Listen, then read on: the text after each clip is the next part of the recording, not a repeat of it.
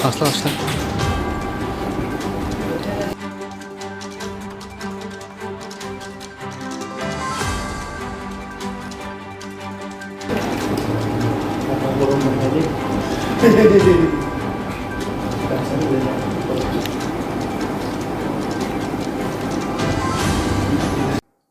उद्देश्यआ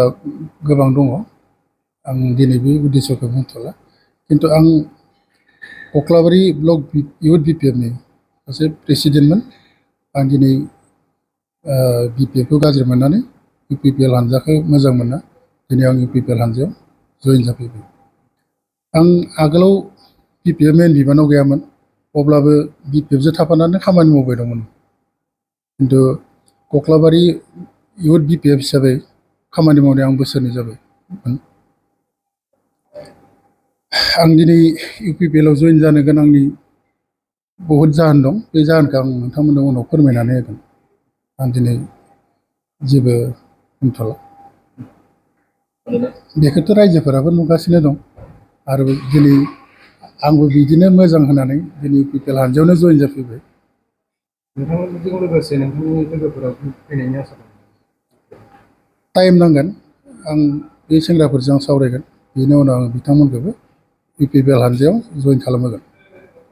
नोंथाङा गारि मटरनि बिगोमा जानो गोसो दं नामा जुदि गारि मटरनि बिगोमा जानो गोसो दं अब्ला नोंथांमोननि थाखाय मोनसे गोजोनथाव खौरां 100 रांनि लटारि टिकेटआ नोंथांनि जिउखौ सोलायहोनो हागौ थारैनो खाफालाव दंब्ला ना गोरानाबो बिदै दैयो होननाय बादि 100 रांजोंनो नोंथाङा खाफाल दंब्ला जायखिजाया गंसे गारिनि बिगोमा जानो हागोन